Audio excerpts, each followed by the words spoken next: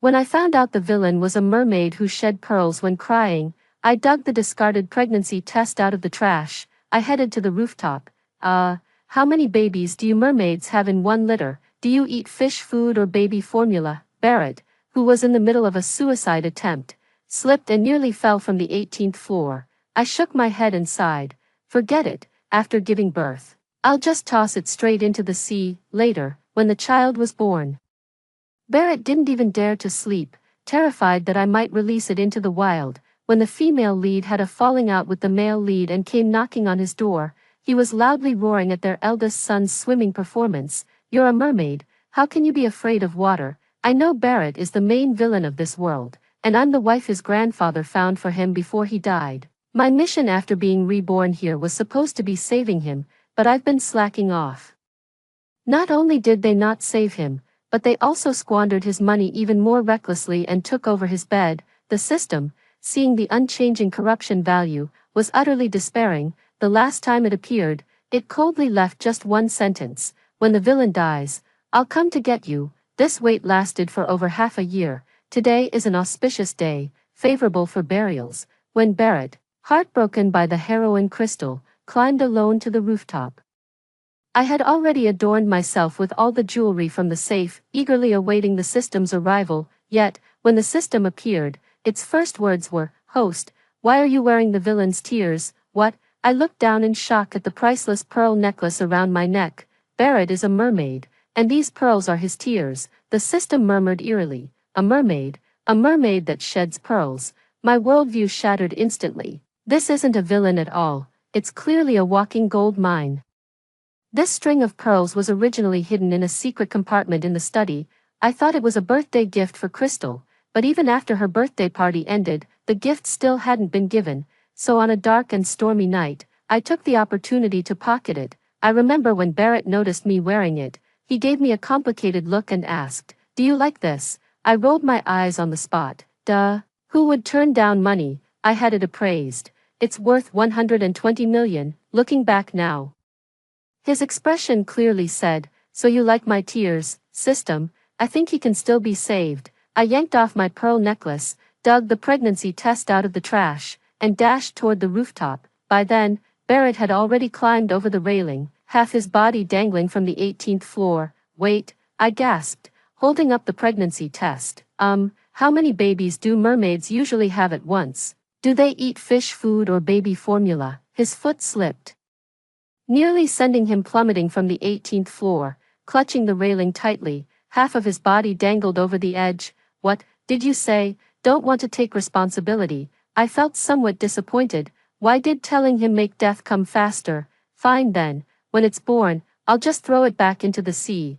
It was just an accident after he took the medicine. Maybe he doesn't even remember it. Before the words could fade, a dark figure had already vaulted back over the railing, pinning me firmly against the wall. How dare you? His eyes churned with towering waves of fury, and I quietly curled the corners of my lips, breathing a sigh of relief. Good, the gold mine is safe. After Barrett returned from the rooftop, he seemed completely off. He settled me in the bedroom, then immediately locked himself in the study. I pressed myself against the door and heard hurried voices inside. Calcium supplements during pregnancy, seaweed. Wait, doctor. Are you saying humans carrying merfolk need to soak in seawater every day? His voice suddenly rose sharply. But she's pregnant now. I was holding back laughter so hard my stomach hurt. Who would have thought that the ruthless and sinister villain is now clutching the phone, consulting about obstetrics, his voice trembling. When the study door suddenly opened, I nearly stumbled into his arms. Barrett swiftly steadied me by the waist, the warmth of his palm searing through the fabric. He looked down at me, his gaze settling on my flat stomach, his Adam's apple bobbing. I'm hungry, I interrupted him righteously. I want seafood porridge made by your own hands, soon. The clatter of pots and pans came from the kitchen. The butler hesitated at the door, holding back his words. Last time the master cooked, he nearly burned down the kitchen. I said, "Oh, it's fine, he's got money. If it burns down, we'll just move somewhere else." The butler, an hour later. Barrett emerged with the finished product, his face covered in soot. "Looks okay, probably not poisonous." Just as I was about to bring a spoonful of porridge to my mouth, he suddenly pressed down on my hand. Wait, Barrett carefully picked out all the shell fragments, tested the temperature again, and only then handed the spoon back to me. I deliberately frowned, too bland. His hand reaching for the salt shaker paused midair.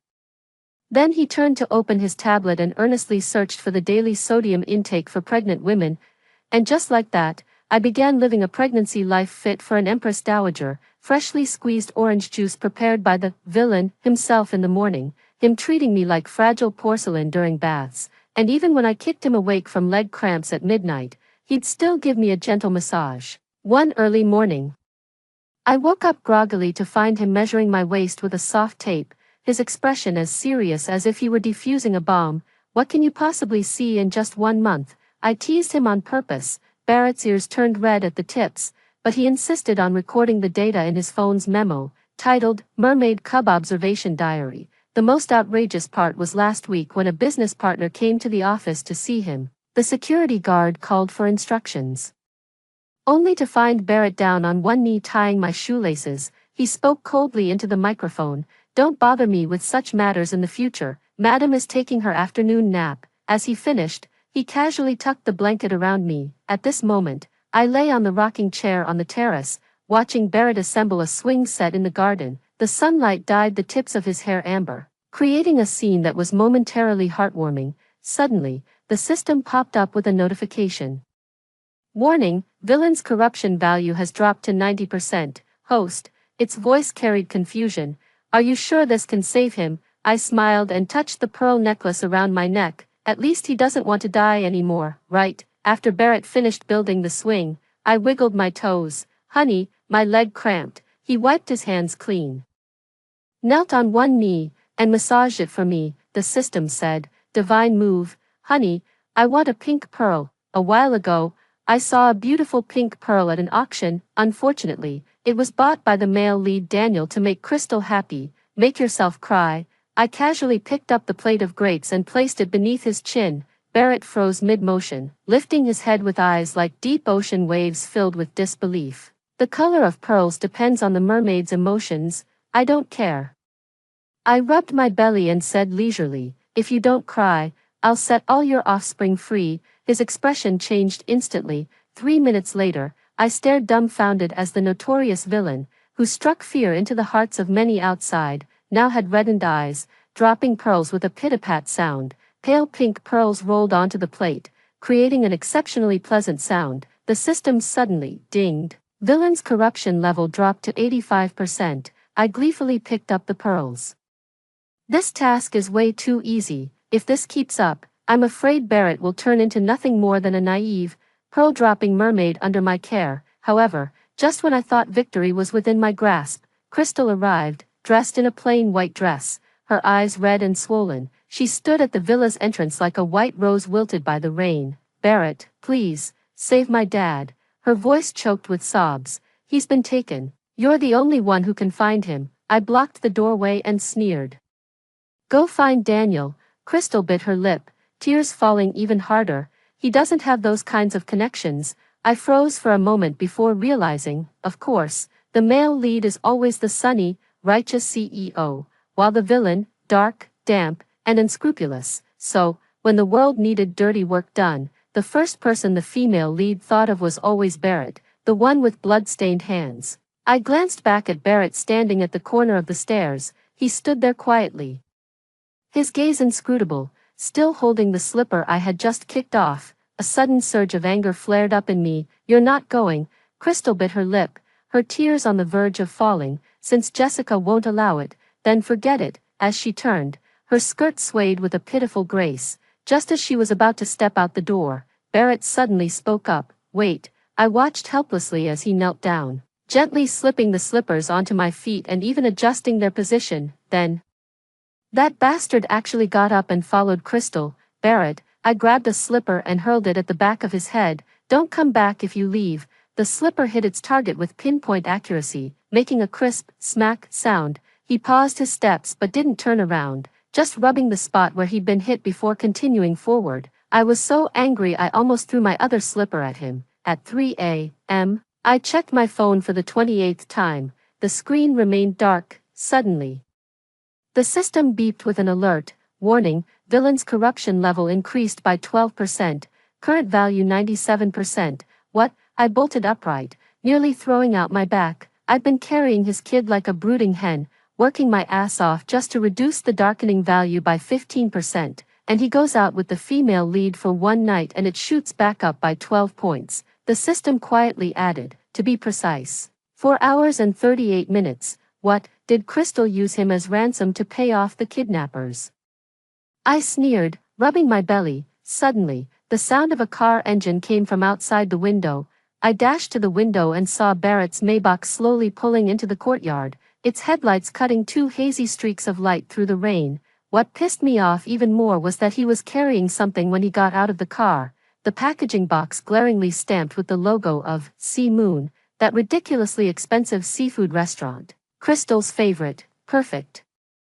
I gritted my teeth and gave the system an order. Exchange the false miscarriage prop for me right now. The system panicked, its code in disarray. Host, calm down. Mermaid offspring are incredibly resilient, but this item costs 5,000 points. Do I look like someone who cares about points? The reason I've been slacking off in this world is that the points I earned from completing tasks in other worlds have already allowed me to retire. When Barrett gently pushed open the bedroom door, he saw me curled up on the bed, my face pale as I clutched my stomach. Jessica, the food box in his hand fell to the ground with a thud, scattering salmon sashimi everywhere. I weakly lifted my eyes and saw a distinct slap mark on his left cheek. Barrett's hands trembled as he picked me up, and the car sped all the way to the hospital. Lying on the hospital bed, I deliberately turned my back to Barrett, listening to his rapid breathing as he spoke with the doctor. There are slight signs of threatened miscarriage, and absolute bed rest is required. The doctor's voice was stern, especially, emotional stability must be maintained. Barrett's voice was hoarse beyond recognition. She, and the baby, for now, everything is temporarily stable, but if there's any more stress, it's hard to say. Young master, the lady's human body was never suited for carrying a mermaid's offspring. The first 3 months are particularly dangerous, if this continues. I'm afraid the child. The sound of the hospital room door closing, then came a dull thud, like a knee hitting the floor heavily. I'm sorry, his trembling voice pressed against the back of my neck. I shouldn't have. I quietly pricked up my ears, waiting for him to continue. I shouldn't have left you alone at home. His fingers gingerly brushed against my shoulder. I spun around abruptly, nearly bumping into his nose. I'm really angry right now. Get out. The system just informed me in my mind that Crystal's father had gambled away $2 million. She didn't want to borrow money from the male lead to bail him out, but instead thought of a way to get Barrett to rescue him without spending a single penny. Upon arriving at the scene, she discovered that the person who kidnapped her father was Barrett's former subordinate, who had been expelled from the Eternal Night Society for making a mistake. But Crystal didn't believe it and thought Barrett had intentionally sent someone to do it. That's why she slapped him. Barrett's expression looked as if he had been struck over the head with a club. He opened his mouth helplessly, but no words came out. Instead, he suddenly hugged me tightly, with such force that I could barely breathe. Let go, you're squishing my stomach. I pounded his back. He immediately recoiled as if shocked, staring at my abdomen in panic, his eyes filled with lingering fear. Jessica, don't be angry. I bought you salmon. Wasn't it bought for Crystal? You mentioned wanting salmon sashimi late at night the day before yesterday, he explained softly. I noted it in my memo. So, Barrett suddenly knelt on one knee beside the hospital bed, carefully holding my hand. Can you forgive me? Looking at his reddened eyes, I suddenly had an idea. Cry a purple pearl, and I'll forgive you. 3 minutes later, I sat happily on the bed, counting the purple pearls in front of me, listening to the system prompt. Villain's corruption value has dropped to 70%. After staying in the hospital for 3 days, I finally uncovered a shocking secret. The doctor who performed my ultrasound turned out to be a clownfish from the ocean depths. I secretly observed him for a long time, and when he bent over to record data, I whispered, "Can you cry pearls?" The doctor's hand trembled, nearly dropping the pen, and he awkwardly adjusted his glasses. "Madam, not all mermaids can produce pearls." I sighed in disappointment, turning to look at Barrett, who was sitting beside me peeling an apple, and murmured, "So you're a rare breed." Barrett paused the fruit knife in his hand and handed me a piece of apple expressionlessly. Eat, I pouted. Indeed, mermaids who can cry pearls are all treasures. During this time, Crystal called no less than 10 times. When the first call came through, Barrett was peeling grapes for me. As the phone screen lit up, he glanced at it and his fingers froze slightly. I narrowed my eyes. Answer it. Barrett silently pressed the decline button. I said, cry for me. 5 minutes later, I happily accepted a pale purple pearl. When the second call came, Barrett was massaging my calf.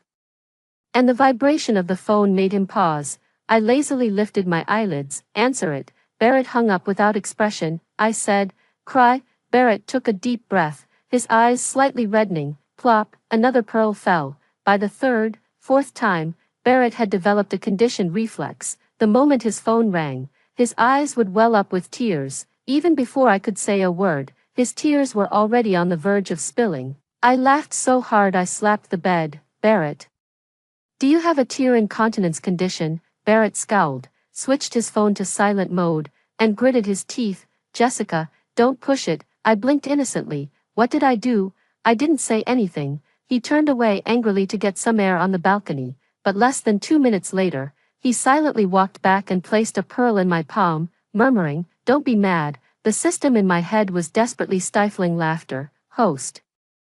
The villain has been tamed into an automatic pearl-producing machine by you. On the day I was discharged from the hospital, I carried a sack of pearls, fully satisfied and ready to go home to string a pearl curtain. Barrett held the luggage with one hand and supported me with the other, careful not to let me bump into anything. Just as we reached the hospital entrance, Crystal suddenly rushed out from the side, her eyes red as she blocked our path. Barrett, I need to talk to you.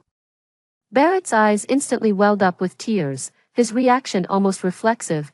Crystal was stunned. I was holding back laughter so hard my stomach hurt. Quickly linking arms with Barrett, I feigned gentleness and asked, Miss Crystal, is there something you need? Crystal opened her mouth, seemingly unprepared for Barrett's reaction. After a long pause, she managed with difficulty, I'm sorry, I misunderstood you about my father's matter. Barrett coldly interrupted, no need. After speaking, he quickly pulled me toward the car, as if afraid that staying any longer would make him shed pearls again. I turned back and waved at Crystal, smiling brightly, Miss Crystal, if you need anything in the future, just go straight to Daniel. My Barrett is very busy crying pearls. I added silently in my heart. Once in the car, Barrett fastened my seatbelt with a dark expression. I poked his cheek and asked, what's wrong? Not happy. He was silent for a moment, then suddenly whispered, Jessica, do you only like my pearls? I froze for a second, then burst out laughing. Yeah, what else? Barrett's eyes darkened instantly. I leaned closer and whispered in his ear, but I prefer the way you cry more than the pearls. The next second, Barrett cupped the back of my head and kissed me fiercely. The system chimed. Ding. The villain's darkening value has dropped to 55%. Host. Victory is within reach. Dazed from his kiss, I suddenly remembered something and pushed against his chest to create a little distance.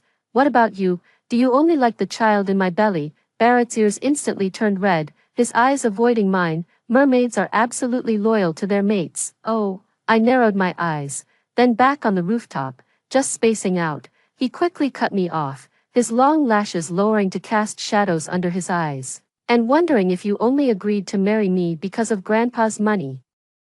I've never seen Barrett's tail. Ever since I found out he was a merman, I've been dying to catch a glimpse of his legendary, priceless blue tail. Every time I bring it up, Barrett's ears turn red at the tips, and he quickly changes the subject. Barrett, I lean over his back, twirling the ends of his hair with my fingers. Let me see your tail. He stiffens, then flips a page of the document with feigned composure. There's nothing special to see. What do you mean nothing special?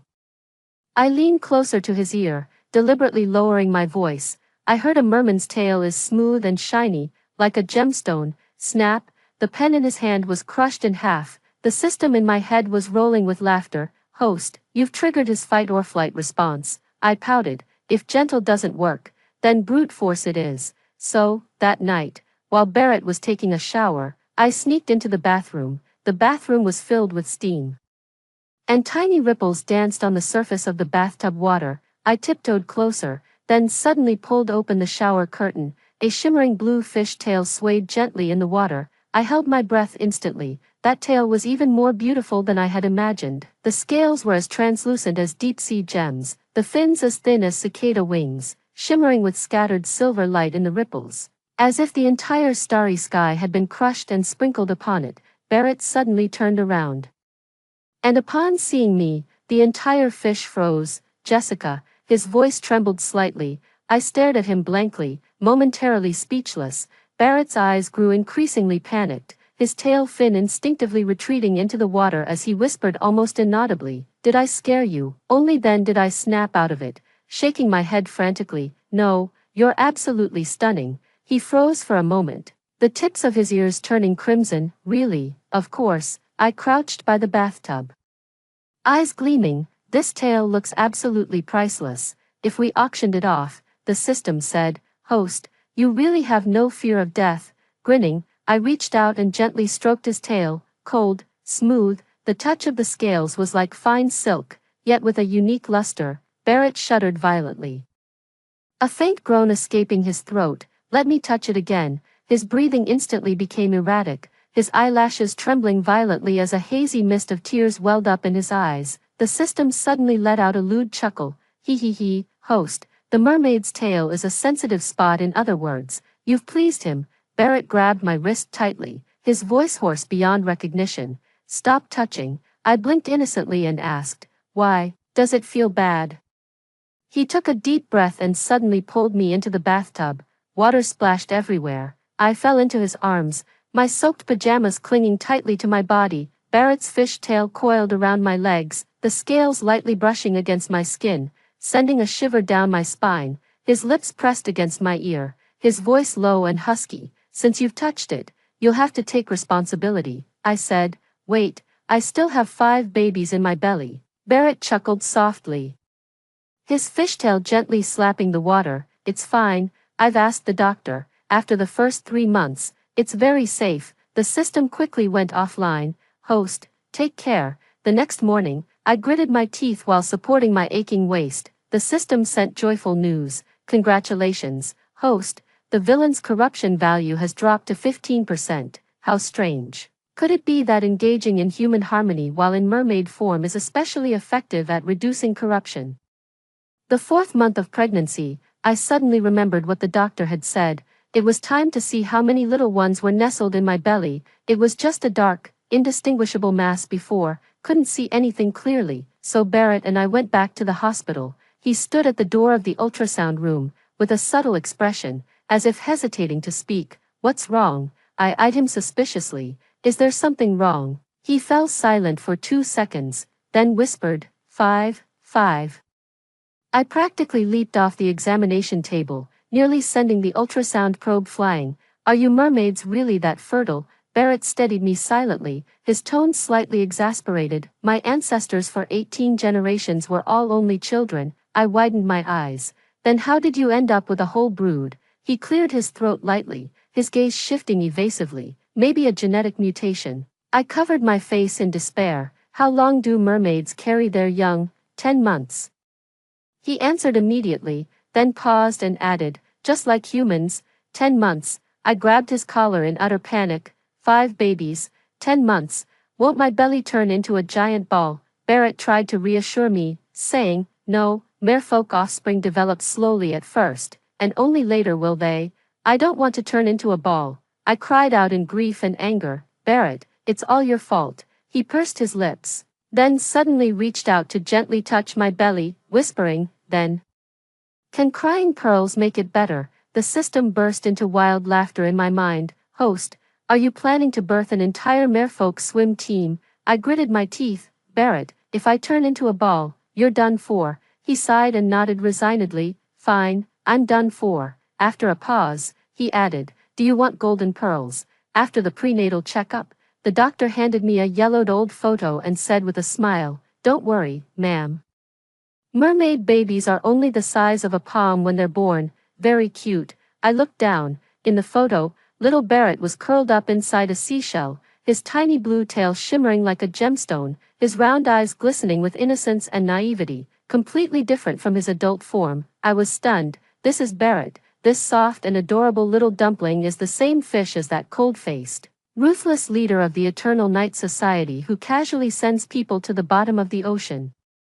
The doctor nodded with a smile. Yes, the young master was very well behaved as a child, except, he paused, as if realizing he had said too much, and quickly shut his mouth. I narrowed my eyes and immediately started poking the system frantically in my mind, saying, "What's going on? This contrast is way too big. What happened to him after he came ashore?" The system murmured gloomily, "Back when I asked you to do the mission, you slacked off. Now you regret it, don't you?" I said. "Cut the crap, just tell me," the system sighed. "The villain's parents were captured when he was a child. His grandfather took him ashore to find them, but then what? It turned out that his parents had long been made into specimens and exhibited in the Human Museum for several years." My fingers trembled, and the photo nearly fell to the ground. The system continued. "His grandfather collapsed on the spot, his health deteriorating rapidly. Barrett was only 10 years old at the time.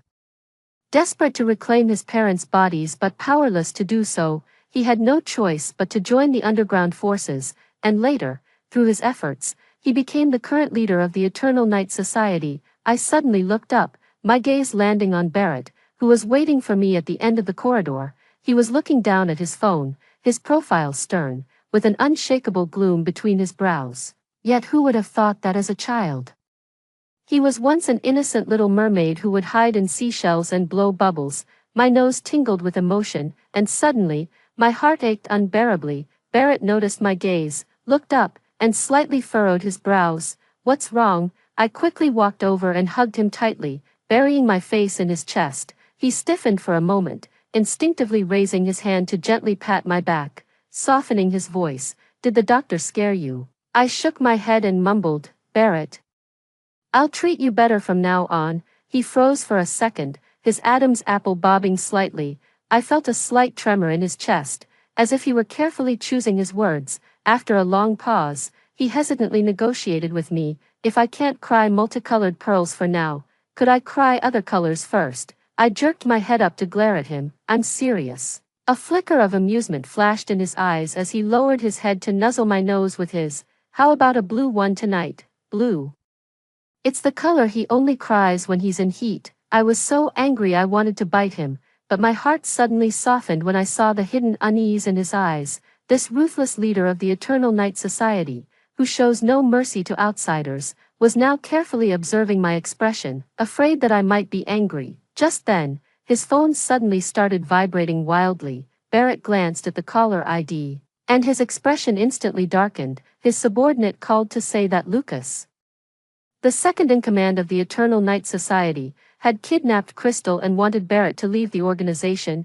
I sighed and reached out to smooth his furrowed brow. "Go if you want to. Crystal was just an innocent hostage caught in the crossfire. I couldn't disregard her life."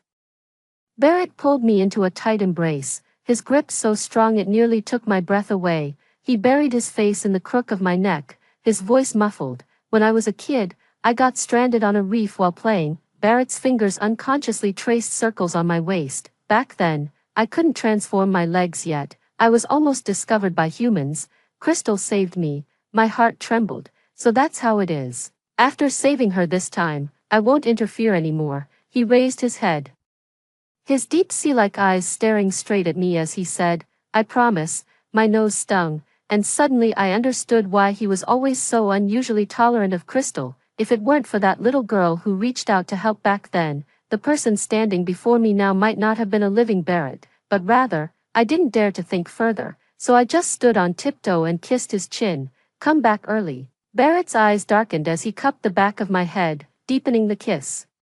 When we parted, both of us were breathless. "Wait for me." His thumb brushed across the corner of my lips, and by the time he turned away, his expression had returned to its usual icy demeanor. I watched his retreating figure, my hand resting on my swollen belly. The 5 little mare children seemed to sense my emotions, stirring gently within me. The system suddenly spoke up. "Host, have you finally realized why the villain treats the female lead so specially?" I softly murmured, The slight jealousy in my heart had long been replaced by heartache. If it weren't for Crystal, I might never have met this big villain who would shed pearls for me. Will Barrett be in danger this time? The system comforted me, saying, don't worry, host, the villain is super strong. But I waited until late at night, and Barrett still hadn't returned. For some reason, I felt uneasy. Suddenly, the system blared a warning, saying Barrett had been captured. I abruptly stood up from the couch, the 5 pups in my belly kicking restlessly all at once. System, didn't you say he'd be fine? My voice trembled. What do you mean he was captured? Isn't he the leader of the Eternal Night Society? The system was uncharacteristically flustered. Host, I just returned after updating the data. Lucas somehow got his hands on mermaid suppressants. And now Barrett is locked up in the abandoned aquarium in the Southern District. Abandoned aquarium? My blood froze instantly. That place, the system said, was once the exhibition site for mermaid specimens. After Barrett's parents were made into specimens, they were publicly displayed there. He did it on purpose. My nails dug deep into my palms. Lucas did it on purpose. How could he have known Barrett's identity? The system urgently said, host, don't get agitated. You're still pregnant. Prepare the car. I grabbed my coat and rushed out, shouting at the bodyguards by the door, now, immediately. The bodyguards exchanged glances, but no one dared to disobey my order. In the car, the system was still trying to dissuade me. Host, it's too dangerous for you to go now. Shut up. I clenched my phone tightly. Pull up the aquarium's floor plan. The system sighed but still projected the 3D hologram in front of me. I quickly memorized every entrance and exit, along with the most likely location where Barrett was being held, the central giant aquarium area. That used to be the star exhibit area of the aquarium, but now, I'm afraid it's become Lucas's carefully prepared execution ground. The car screeched to a halt outside the aquarium. I took a deep breath and was about to get out when the system suddenly screamed, host, Crystal's life signal detected. She's here too. I froze mid-step. What? She must have been used as bait by Lucas and tied up. Now she's locked up with Barrett. I clenched my teeth and pulled out a gun from the trunk. The one Barrett insisted on teaching me for self-defense. Lead the way. The dark corridor echoed only with the sound of my footsteps. The further I went, the damper the air became, mixed with a faint scent of blood. My heart pounded so fast it felt like it might burst out of my chest. Turning the final corner, the sight before me made my blood run cold. In the enormous aquarium, Barrett was chained at the center. His half-human, half-fish form was fully exposed. His once glorious blue tail now dull and lifeless, his face terrifyingly pale. What shocked me even more were the bloody marks left by his struggles on his wrists and tail. Crystal was tied to a nearby pillar, crying and begging for mercy. I'm not the one Barrett cares about the most. Please let me go, Lucas sneered. For your sake, just because my brother kidnapped your dad. He cut off one of his hands. Do you think I'm stupid? Crystal said, but I already have a boyfriend. My boyfriend is Daniel. Barrett also has a wife. Why don't you go after her? Yeah, why not come after me? I'm not stupid. That woman has looks but no brains. Do you really think Barrett would like someone like that? Lucas's words had barely faded when the entire abandoned aquarium plunged into an eerie silence. Crystal's sobs caught in her throat, even her struggle forgotten. As for me, I slowly narrowed my eyes. System, I spoke grimly in my mind. Was that last remark of his insulting me or praising me? The system was suppressing laughter so hard its electronic voice trembled. Logically speaking, he both acknowledged your beauty and questioned your intelligence. This counts as a mixed review. I let out a cold laugh, my fingers unconsciously rubbing the gun grip. In the aquarium, Barrett suddenly woke up, his violent struggles making the chains clatter noisily. A few scales on his tail fin cracked from the excessive force. Blood beads seeping into the water and diffusing into a faint pink hue. Lucas, Barrett's voice was terrifyingly low. Dare to lay a finger on her and see what happens. I pouted, feeling a sour pang in my heart. His words were icy and ruthless, but alas, they weren't meant to protect me. But Crystal, system, I suddenly thought of something. Can you help me electrocute them? I can't directly interfere with the plot characters due to rule restrictions, the system said awkwardly, but host, aren't you pretty good at shooting? I sighed. Pregnant women shouldn't engage in strenuous exercise. Then, is there any protective shield or similar item I can exchange for? The system rummaged for a long time, I remember there was, but host, you're so tough that you've never exchanged for it before, so I stored it away in the warehouse. I'll have to look for it. At that moment, a person suddenly emerged from behind the door. It was Daniel. He urgently asked Lucas. Didn't we agree that Crystal was just bait? Why won't you let her go? Crystal was stunned. Daniel, what are you doing here?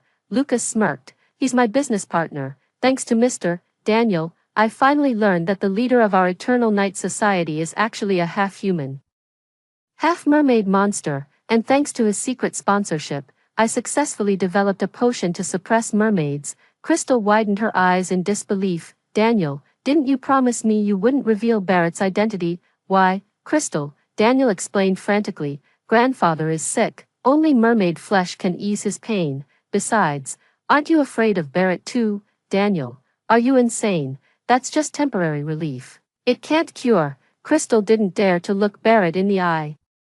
In my mind, I cursed viciously. The system was puzzled. Host, what did you say? What do those asterisks mean? I replied coldly, it means sending my regards to Daniel's entire family. There's hope for a cure. Daniel's eyes brimmed with wild hope. As long as the mermaid sheds black pearls, we can cure Grandpa's illness. Back then, we almost what? Daniel's words made my heart leap into my throat. Barrett's face was terrifyingly pale, his eyes brimming with overwhelming hatred. So it was your Duncan family. His voice was hoarse beyond recognition, the scales on his fishtail slightly flaring from agitation, glinting with a cold, icy light. You were the ones who took my parents. Daniel remained silent for a moment before nodding. Black pearls are the ultimate treasure a mermaid can cry only once in a lifetime, capable of curing terminal illnesses.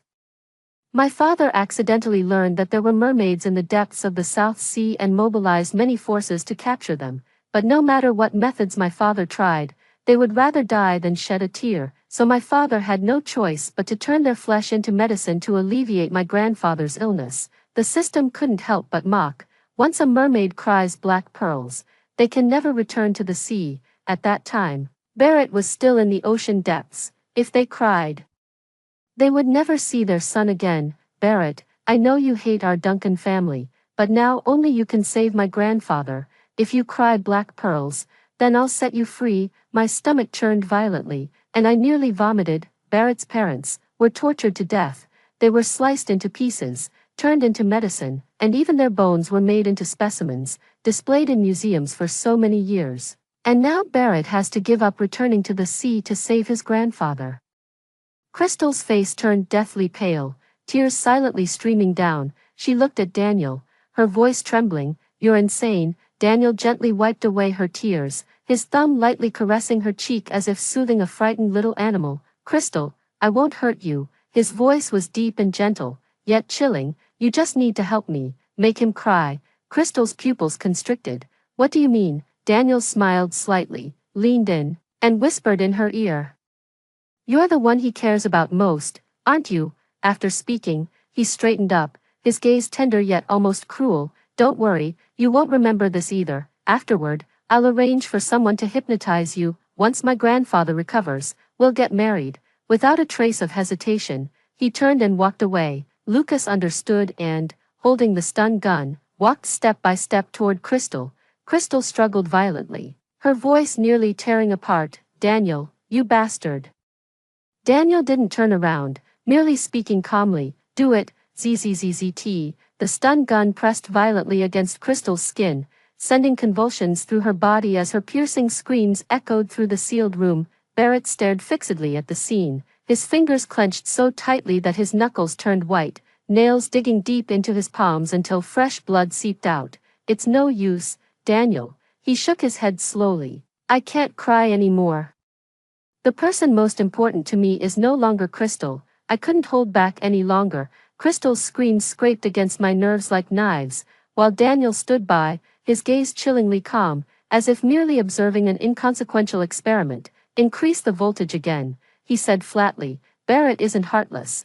He'll break down eventually. Lucas grinned ferociously as he turned up the voltage on the shock device, causing Crystal's body to stiffen violently, her throat emitting an inhuman scream. System, I roared in my mind, why haven't you found it yet? The system frantically scoured the database, Found it, a temporary shield, a bit small, can only last for 3 minutes, enough. I swiftly activated the shield over my abdomen and charged forward. At the same time, I signaled the bodyguards at the entrance to begin their encirclement. Bang! A shot struck Lucas's wrist, and the stun gun clattered to the ground. Lucas let out a scream, clutching his bloodied hand as he staggered back 2 steps, staring at me in disbelief. You, Daniel's face instantly changed. Jessica, Barrett jerked his head up, his pupils contracting sharply the moment he saw me. Jessica, his voice was almost trembling, his eyes surging with shock, fear, and fury. I tightened my grip on the gun and looked coldly at Daniel. Mr. Daniel, isn't it rather unbecoming to bully a woman? Daniel's eyes darkened with malice. Lucas glanced at me, then at Barrett, and suddenly exclaimed excitedly, Mr. Daniel, the person Barrett cares about is Jessica. Capture her. Barrett will definitely cry black pearls. Barrett slammed violently against the tempered glass in the tank, his voice hoarse to the point of cracking. Jessica, run. I dodged to the side to avoid the stick swung by Lucas, fired a shot backward to blow up the surveillance camera above my head, and yelled without turning back, run and I'll release all the kids. Barrett's motion of hitting the glass suddenly froze, the entire fish stiffening in the water. The system said, host, kick him in the third leg. Lucas seized the moment to lunge at me, supporting my pregnant belly. I executed a swift sideways roll, grabbed the stun gun from the ground, and jabbed it straight at his third leg. Zzzt. He let out an ouch, and curled up on the ground like a boiled shrimp. The system said, I meant kick, not, never mind, just leave it at that, you. Daniel stared at me in disbelief at my nimble movements. Aren't you just a spoiled rich wife who only knows how to spend money? I shook my numb wrist and sneered, you're the idiot, your whole family are idiots. Idiot male lead. Ha, thanks to my last mission where I became an assassin, my agility is still there, but my strength has decreased. Before the words could fully leave my mouth, the entire tempered glass pane suddenly cracked like a spiderweb. Barrett's full-force impact in his mermaid form finally took effect, seawater gushing out mixed with shattered glass. His tail carved a sharp arc through the debris-littered floor, directly swatting away 2 charging thugs. Jessica, he grabbed my wrist tightly, his tail still dripping blood. Are you okay? I was just about to answer when suddenly, bang, the door was violently kicked open, and a group of bizarre-looking sea creatures charged in aggressively. Leading them was the doctor, that clownfish human hybrid who had once performed my prenatal checkup, now brandishing a scalpel. Seized these 2 humans, dragged them to the depths. I rubbed my eyes, wondering if I was hallucinating. Barrett, I turned my head stiffly. Do you employ cross-species mercenaries in the underwater world? Barrett's lips twitched, but before he could speak, the doctor stomped over angrily. Young mistress, these are the guards left to the young master by the lord and lady. Squinting, I saw 2 giant king crabs waving their claws in the front row, flanked by several grinning moray eels in the middle, and even a few lobsters carrying coral shields in the back. The system was laughing hysterically in my mind. Host, is this the underwater version of the Avengers? The doctor continued explaining, normally, they can't transform legs, so they have to stay underwater. They only come ashore forcibly when the young master is in mortal danger. I silently glanced at Barrett. The bodyguards your parents left for you are quite unique. Barrett rubbed his forehead, his ears slightly red. They were pretty normal when they were underwater. Before the words had even finished, the lead king crab had already clamped onto Lucas's pant leg with its claw, hoisting him upside down in an instant. Lucas, put me down, you lowly creatures. Whack. A moray eel lashed its tail across his face, leaving a bright red mark on the spot. I'm speechless, the system said. Awesome. Daniel paled and stepped back, only to find his path blocked by several lobsters. A coral shield clattered to the ground beside his feet, startling him into kneeling. The doctor bowed respectfully. Young master, how shall we proceed? Barrett cast a cold glance at Daniel and Lucas, his voice icy. Throw them back into the sea, feed them to the sharks. I quickly grabbed his sleeve. Wait, wouldn't the sharks get diarrhea from eating such people? The doctor pondered seriously. The young mistress is right. How about tying them to rocks and sinking them into the sea, more eco-friendly? Daniel and Lucas were stunned. As they were being dragged away, the two still shouted threats to kill all these seafood creatures. The doctor was the last to leave, taking along the already electrocuted and unconscious Crystal. He patted Barrett on the shoulder and said with emotion, "Young master, the master and mistress would surely be comforted to know you found such a wonderful partner." Barrett's eyes flickered slightly as he softly responded with an "mm." After everyone had left, I poked Barrett's abs. "So, your childhood playmate was seafood." Barrett suddenly scooped me up in his arms, his fish tail having already transformed back into long, slender legs. Now, he lowered his head to nibble my earlobe. His voice hoarse. "It's time to go home and discuss your threat to release our children into the wild," I said. "Wait, I still have 5 babies in my belly." Barrett chuckled softly. "Don't worry, the mermaid's pregnancy is very, very safe." The system quickly went offline. "Host, take care." On the day of delivery, Barrett was so nervous he nearly tore the delivery room apart. He alternated between grabbing the doctor by the collar and roaring, "Save the mother," to crouching in the corner muttering, "If anything happens to Jessica, I'll drown myself in the sea." The whole fish was completely out of his mind. When 5 wrinkled little mermaids were brought out, he took one look and turned his face away in disgust. "Too ugly. Take them away and release them, fresh from childbirth." I grabbed a pillow and threw it at his face. "Barrett, say that again," the system said. "Host, you're amazing." As it turned out, perhaps because their mother was human, these 5 little mermaids mastered the ability to freely transform their legs much earlier than Barrett did in his time, and used this talent for mischief. At the first-grade mermaid parent-teacher conference, Barrett and I were called to the school for the very first time. The homeroom teacher adjusted her glasses, spreading 5 report cards on the table. "Madam, your children are quite unique, boss. You failed swimming class. As a mermaid, you're actually afraid of water." The homeroom teacher's lips twitched. He clung to the float board and cried the entire lesson. Barrett slammed the table and stood up on the spot. "You're a mermaid. How can you be afraid of water?" The boss pouted, on the verge of tears. "But the pool smells like disinfectant." Second child, peeing in the pool. He turned the entire pool light yellow. The homeroom teacher's glasses gleamed, and he insisted it's perfectly normal for mermaids to pee like that. Barrett's veins bulged on his forehead. "When the hell did I ever teach you?" The second child blinked his blue eyes. "Dad and Mom were in the bathtub last time." I immediately covered the child's mouth. "All right, no need for details on that one." The youngest, eating spicy strips in the water. He stuffed the packaging into the filter inlet. The homeroom teacher's PPT displayed the repair bill. Now the entire pool is covered in red oil. The third child proudly puffed out his little chest. I even shared some with the koi fish. Fourth and fifth kids, skipping class to eat barbecue. In the surveillance footage, 2 short little legs happily climbed over the wall, holding the pocket money they'd stolen from the third child, the homeroom teacher. They even used a lighter to grill their classmates' squid tentacles in the school grove. Barrett's expression looked as if he'd been struck by lightning. "How dare you 2 use fire?" The 5th child tilted his head.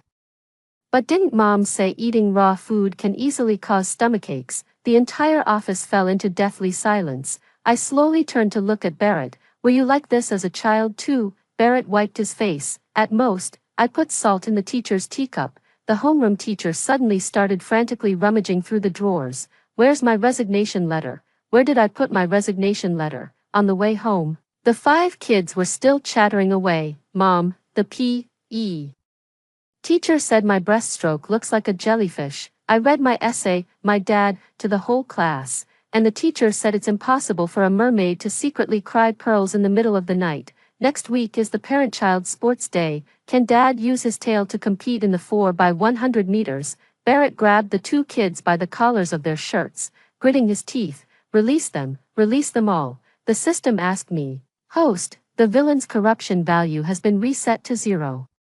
Do you wish to leave this world?" I shook my head. "I want to use all my points to exchange for permanent residency in this world." On the custom-made large bed, 5 little mermaids were sleeping soundly. Meanwhile, in the kitchen, Barrett was clumsily trying to cook seafood porridge.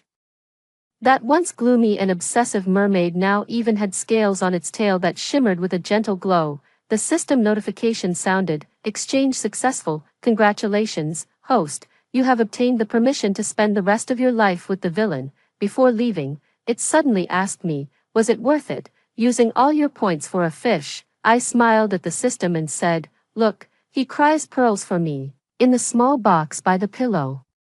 The purple pearls were from when he was jealous, the pink pearls from intimate moments, and that one-of-a-kind red pearl, it was the night when the 5 cubs were about to be born, and he held me, crying. The system grumbled and disappeared. Hopeless love fool. The ending of the Duncan family was even bleaker than imagined. After Daniel's death, his grandfather, unable to obtain the black pearl, began to suffer from the rotting of all his internal organs. The old man who once sustained his life by consuming mermaid flesh ultimately turned into a pile of rotting flesh on his deathbed, his final screams reeking of a foul, fishy stench. As for Daniel's parents, one stormy night, Barrett went out alone. When he returned, he was drenched, seawater dripping from his hair, his fingertips still stained with fresh blood. I didn't ask anything, just handed him a towel. He silently wiped his hands, then suddenly said, I threw them into the North Sea vortex. That was the darkest abyss of the deep sea, where even schools of fish would detour. Crystal has mental issues, constantly fantasizing that Daniel is still alive. They just had a little tiff, so, every time she would squat at our doorstep, tears in her eyes, looking for Barrett, seeking a bit of comfort, Barrett called the doctor, who washed away some of her painful memories, including Barrett, one ordinary afternoon. Barrett and I took the kids to the supermarket and happened to see Crystal being cornered in an alley by her drunken father. Go ask Barrett for money, doesn't he listen to you the most? The man grabbed her hair and slammed her against the wall. Crystal opened her eyes in confusion. Barrett. She truly remembered nothing. She couldn't remember there ever being a mermaid who walked onto the rooftop for her. Barrett covered the children's eyes and turned toward the ice cream cabinet. Strawberry or chocolate? The 5 little ones immediately burst into a noisy clamor, none of them glancing back at the alley. As the morning sunlight streamed into the bedroom, Barrett was braiding the 3rd child's hair. The 5 little mermaids thrashed their tails wildly, leaving the carpet soaking wet. While Dad wasn't looking, the eldest secretly squeezed toothpaste into the 2nd child's shell hair clip. Barrett, I called lazily from the pillow, your son got into another fight. He turned back helplessly, his eyes brimming with tenderness. Coming, the deep sea will never dry up, and the mermaid will find her way home. After hearing the story above, what are your thoughts? Feel free to share your opinions in the comments section. Looking forward to hearing from you. If you liked this story, don't forget to like it, share it, and subscribe to my channel. See you next time.